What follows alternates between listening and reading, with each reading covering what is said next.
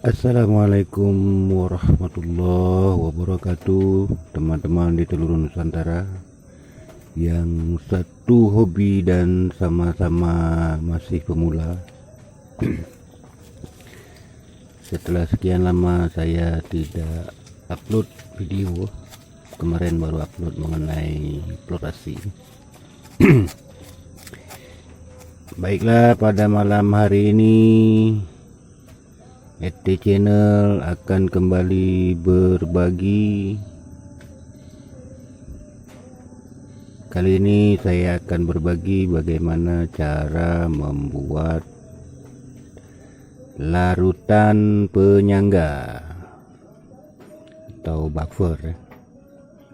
Karena larutan penyangga ini dalam pengolahan larutan logam mulia ini sangat dibutuhkan.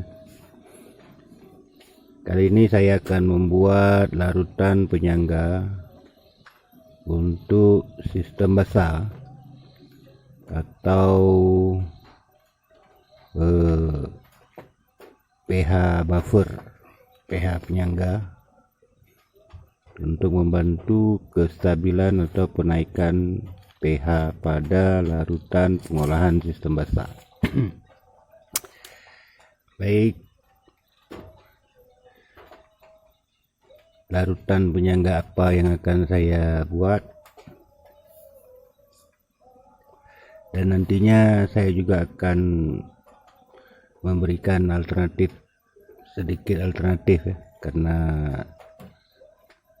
saya lebih cenderung mencari alternatif mengendapkan air sisa cukim hingga bening.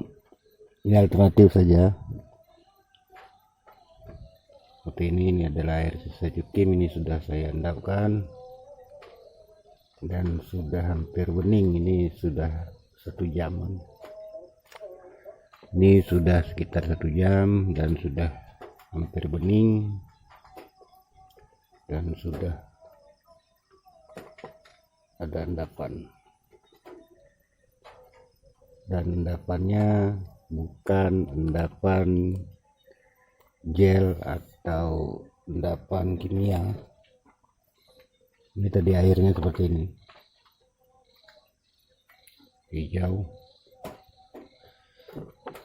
Ini sudah mulai berubah. Ini biasanya 1 malaman akan berubah menjadi bening, besok pagi sudah bening. Baik, saya akan mulai membuat ini karena airnya sudah mulai hangat ya. Ini saya gunakan air hujan karena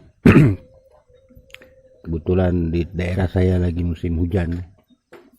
Ini baru saja tadi hujan, jadi saya tampung airnya untuk membuat.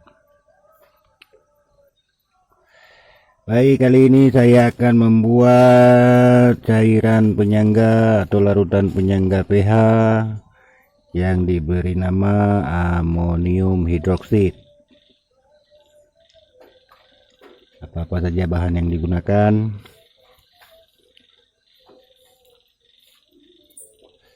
Baik, untuk yang pertama bahan yang digunakan adalah soda api atau NaOH atau natrium hidroksida. Ini coba saya timbang dulu ya, karena skala ukurnya saya pakai timbang saja, karena kalau pakai ppm saya tidak punya alat.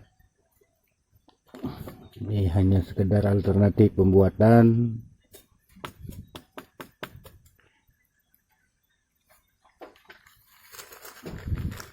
Ini saya buat karena saya ada keperluan eksperimen.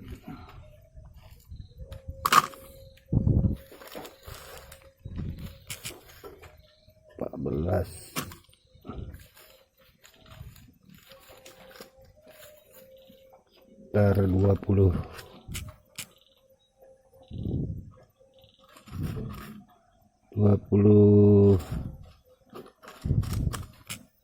saya ambil 20 gram saja. Oke, karena ini boleh dikalikan nanti skalanya ya. Kalau mau buat banyak bisa dikalikan saja. Ini hanya sebagai contoh, bukan tutorial, karena saya masih pemula jadi tidak bisa memberikan tutorial, hanya sekedar uji coba dan berbagi. Ini sekitar 20 gram. Ini coba saya zoom ya. 21, tekanlah 20 gram, karena untuk pas sulit. Ini kemudian dilarutkan karena airnya sudah hangat, agar lebih mudah terlarut.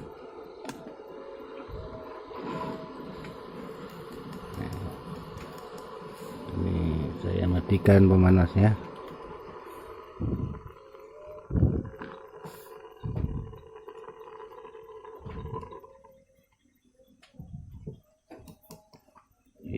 Saya nolkan kembali di timbangannya. Natrium hidroksida sudah, soda api sudah terlarut, langsung terlarut karena air panas. Kemudian urea, ini urea subsidi berwarna, tidak masalah. Ini akan saya buat 3 kali 20 gram, berarti 60 gram. Ini timbangannya bisa nggak ke 60 gram.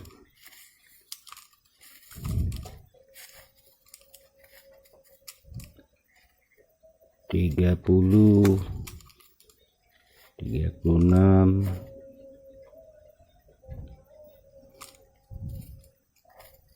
40. Nah, ini 40 dulu, nanti 20 lagi.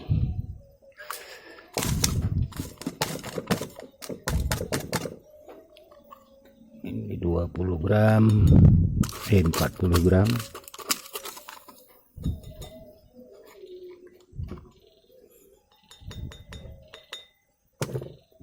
Saya nolkan kembali, tinggal 20 gram lagi.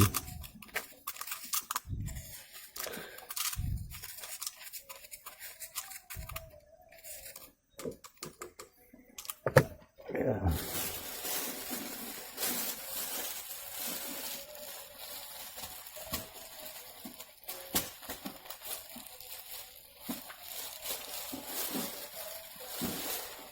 Sudah mengeras, ureanya sudah mengeras.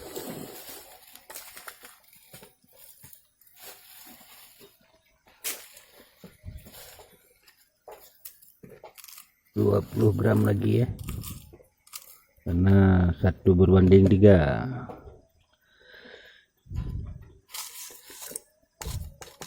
Itu racikan saya tidak tahu, mungkin ada yang pernah membuat, saya juga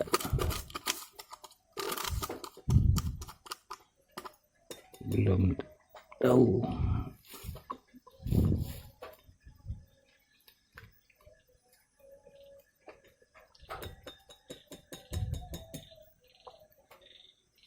Baik, seperti ini saja pembuatannya, sangat mudah. Ini adalah pH buffer. Ini masih panas ya. Jadi kalau sudah dingin bisa kita ukur pH-nya untuk mengetahui berapa pH daripada larutan penyangga pH ini. Sekarang sambil menunggu sedikit dingin, saya akan memberikan alternatif pengendapan air sisa cukim yang sudah diambil perak dan diendapkan palladiumnya.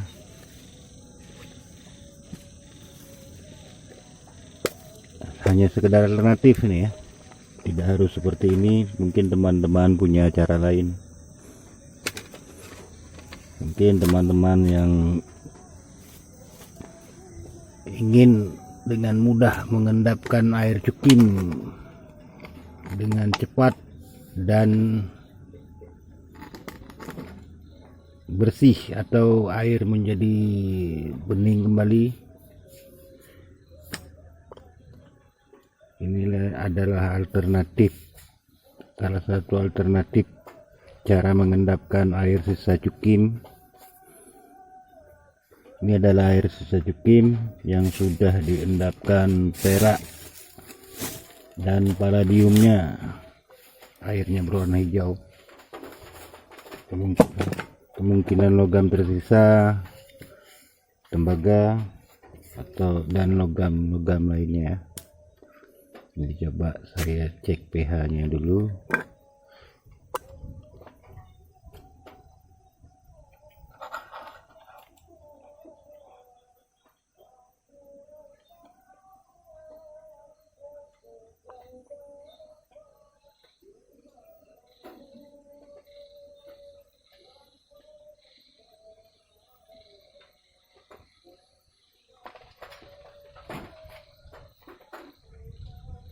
pH 1,6. Ini masih sangat asam ini ya.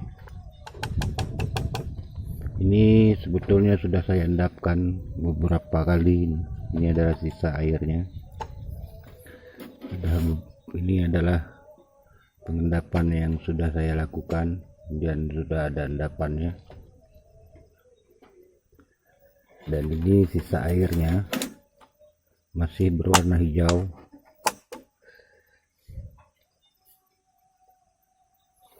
Akan saya endapkan dengan alternatif termudah saja karena belum ketemu sih racikan alternatif. Ini cara cepat dan mudah mengendapkan air sisa cukim hingga bening. Karena terlalu asam, ini boleh ditambahkan air ya. Ini air hujan sedikit, kemudian akan saya tambahkan larutan penyangga yang baru saya buat tadi, dan terbentuk gel berwarna biru.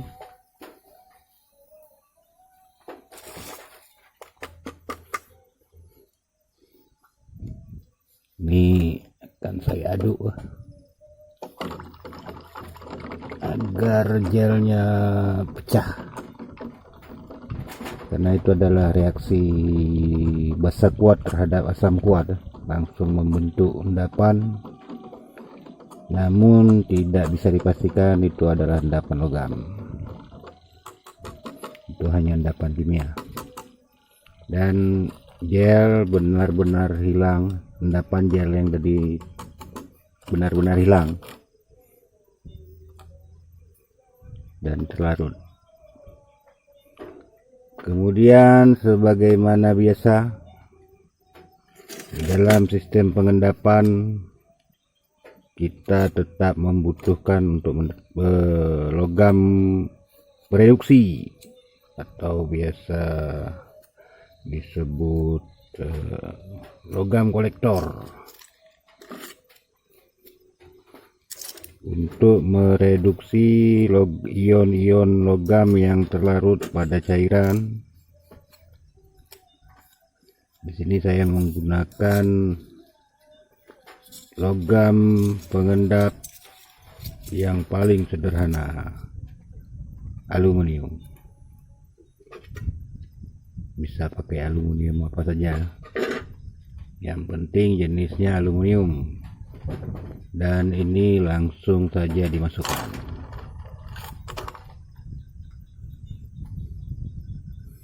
Ini akan aluminium akan menarik ion-ion logam yang terlarut pada cairan.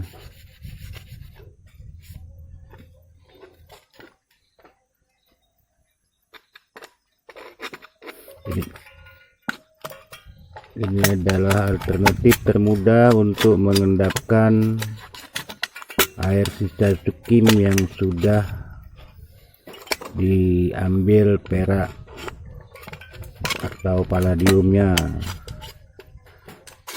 Sebelum dibuang, sebaiknya diendapkan terlebih dahulu hingga airnya benar-benar sudah bersih. Walaupun asam tidak terlalu berpengaruh pada lingkungan, namun apabila konsentrasinya terlalu pekat atau masih mengandung logam-logam berat, itu juga akan beresiko pada lingkungan. Setidaknya dengan cara ini kita bisa menarik kembali logam-logam berat yang terlarut untuk diendapkan, sehingga air sisa cukim ini bisa dibuang tanpa harus mengganggu ekosistem atau mengganggu alam. Ini sudah mulai bereaksi, sudah mulai terjadi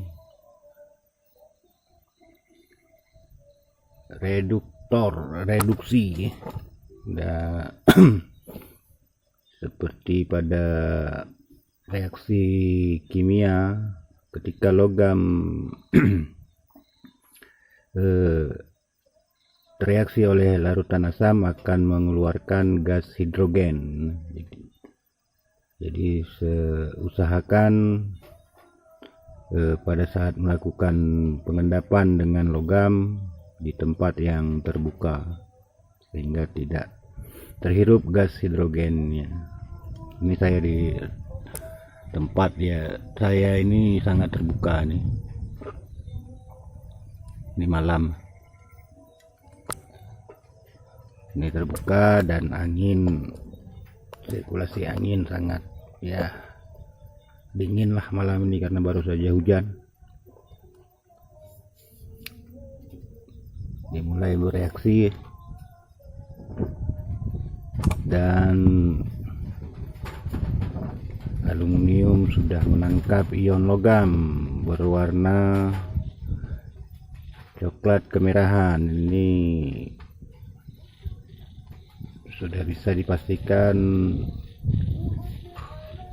logam tembaga sangat banyak karena baru saya masukkan sudah mengendap, dan ini sudah hampir bening.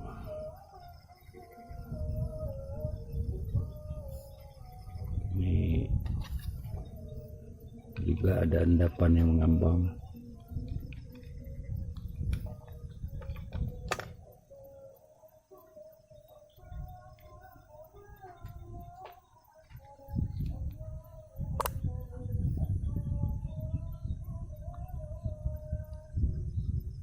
Air sudah hampir bening.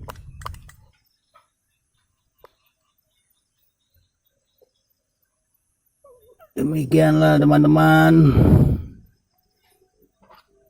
cara mengendapkan air cukim dengan cepat, mudah. Ini hanya sebuah alternatif kalau kita menggunakan soda api saja tanpa diberi logam bereaksi atau logam bereduksi, maka kita akan lebih banyak mendapatkan endapan kimia, karena keadaan asam kuat dan basa kuat itu akan menimbulkan kontak pada cairan, sehingga terbentuknya endapan gel seperti tadi. Ketika saya aduk langsung hilang gelnya. Bukan berarti endapan yang kita dapat itu adalah endapan logam, melainkan endapan kimia yang berlawanan pada pH-nya sehingga terjadi pembekuan berupa gel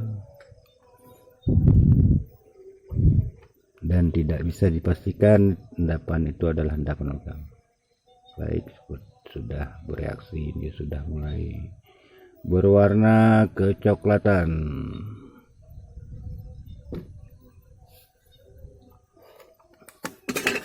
Dan hasil endapannya bisa dilebur,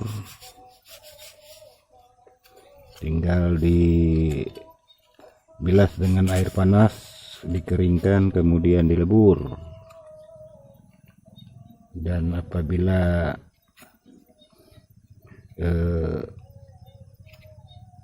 ingin untuk dipelajari lebih lanjut, bisa coba untuk mengenal atau memisah kembali logam-logam yang terendap ya. Ini terutama tembaga. Kita akan mendapatkan tembaga kotor karena kemungkinan ada logam lain. Ini saya masukkan saja.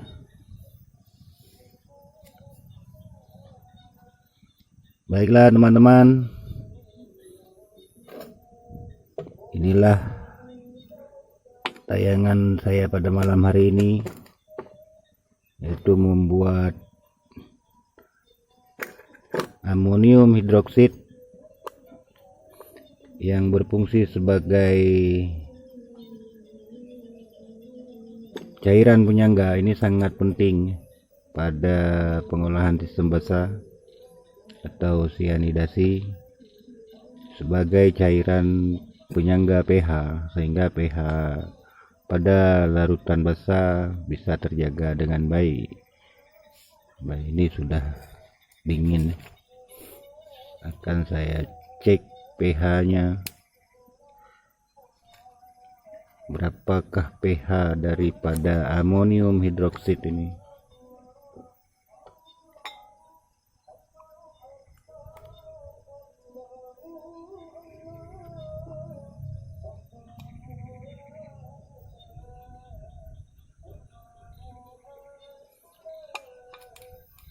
pH, ini kamera saya kabur. pH 13,7. Ini sangat basah, sangat kuat basahnya, 13,7, sehingga mampu membantu untuk meningkatkan atau menjaga kestabilan pH pada pengolahan sistem basah.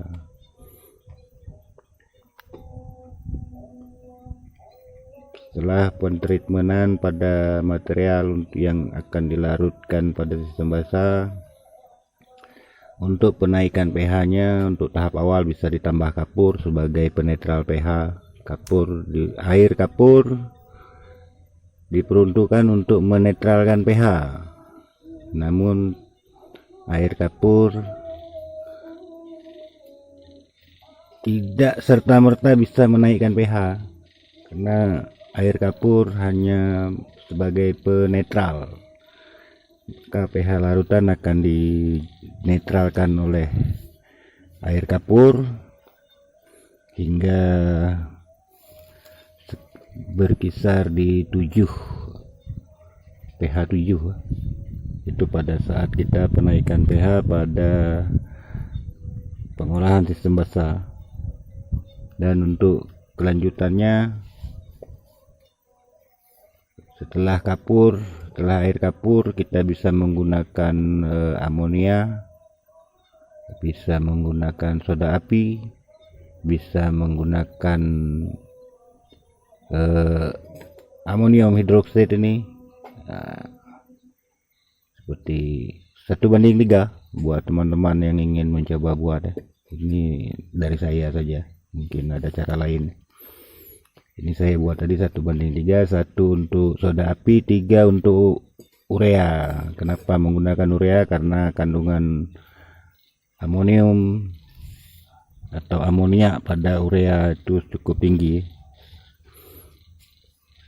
sampai mencapai 46% berdasarkan apa yang saya baca.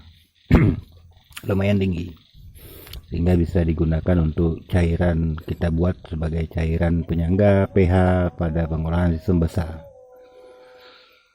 Juga bisa menggunakan kalium hidroksida. Pembuatannya sama, melarutkan kalium dan diberi hidroksida, natrium hidroksida, sehingga terjadi penghidrasian pada kalium sehingga terbentuk kalium hidroksida, sama seperti amonium hidroksida. Karena pada pengolahan sistem basah pH sangat menentukan dari proses pelarutan sianida terhadap AU, terhadap emas. Apabila pH tidak stabil atau tidak terjaga, maka keadaan daripada sianida yang ada pada larutan sistem basah akan beresiko. Yang pertama akan menguap, dan yang kedua larutan akan rusak, sehingga harus diperhatikan sekali pH pada pengolahan sistem basah. Bisa ketika pH turun, bisa diberi larutan penyangga. Kenapa tidak seperti biasa dipisah? Biasa diberi amonia atau setelah itu diberi soda api, bisa saja. Namun dengan kita buat menjadi amonium hidroksida ini, kinerja daripada kestabilan pH akan lebih baik ya, dan tingkat kejenuhan pH pada cairan akan lebih bertahan lama dibanding secara terpisah. Karena senyawa daripada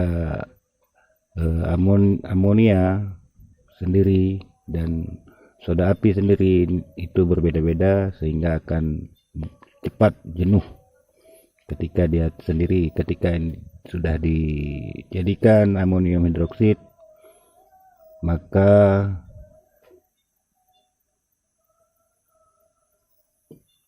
kestabilan pH akan bisa lebih bertahan. Ini saya sudah uji ya.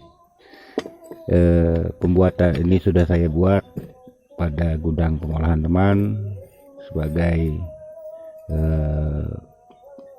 penyangga pH, agar pH tidak terlalu cepat turun. Karena proses ekstraksi AU menggunakan electrowinning, kan, karena di sana kami menggunakan electrowinning. Sama saja sebetulnya jika kita menggunakan zinc. Ketika tereaksi dengan logam, maka akan terbentuk hidrogen. Jadi larutan akan menjadi sedikit asam, sehingga akan terjadi penurunan pH. Begitu juga dengan electrowinning. Ketika larutan dialiri listrik, maka akan terbentuk senyawa hidrogen. Secara elektrokimianya akan terbentuk hidrogen dan akan menurunkan pH pada cairan.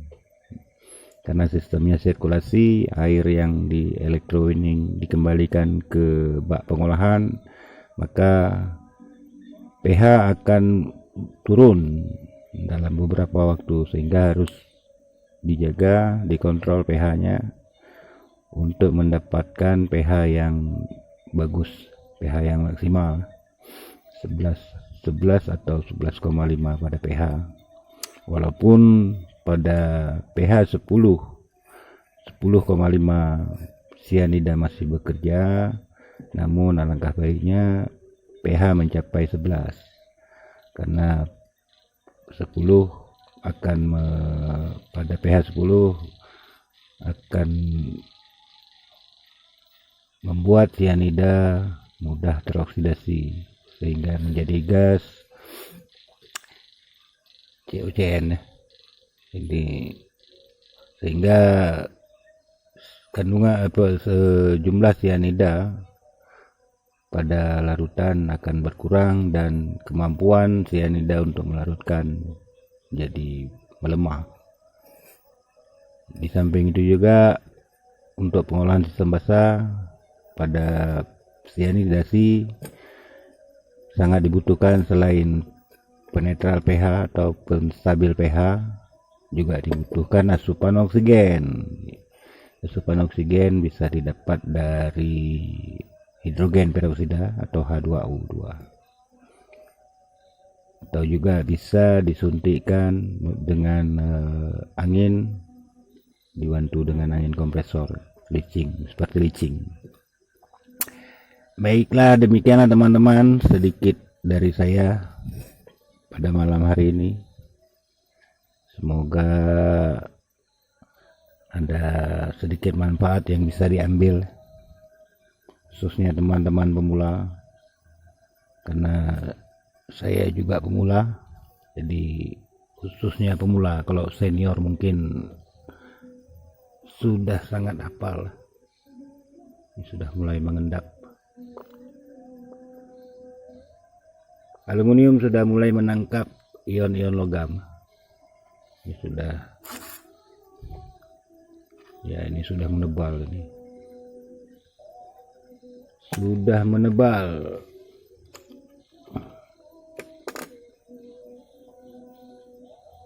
Dan reaksi buih ini adalah proses reduksi daripada aluminium ini terhadap ion logam dan asam dan gas, dan menghasilkan gas hidrogen serta karbon dioksida. Itu harus dilakukan di tempat yang terbuka, yang atau dengan sirkulasi udara yang baik. Ini sudah luar biasa ini. Baiklah teman-teman, sampai di sini dulu video saya malam ini. Ini akan saya gunakan untuk eksperimen lain ya. Ada kebutuhan eksperimen lain, sehingga saya harus membuat amonium hidroksid ini. Sambil saya membuat juga saya bagikan, berbagi pengalaman. Untuk apa nanti akan saya kabari. Baik teman-teman, terima kasih sudah mengikuti channel saya sampai sejauh ini. Luar biasa support dari teman-teman semua, saya ucapkan terima kasih banyak. Mohon doa dan dukungannya. Sehat selalu, sukses selalu buat teman-teman, dimudahkan rezeki oleh Allah, maju terus. Mohon maaf kalau komentar-komentar telat saya balas ya, dan mohon maaf juga buat teman-teman, saya belum sempat berkunjung ke channel teman-teman karena satu dan lain hal yang tidak dapat dihindari. Baik, sampai ketemu lagi di video selanjutnya. Terima kasih atas segala perhatian. Mohon maaf atas segala kekurangan yang ada. Semoga dimaklumi. Billahi taufik wal hidayah. Wassalamualaikum warahmatullahi wabarakatuh.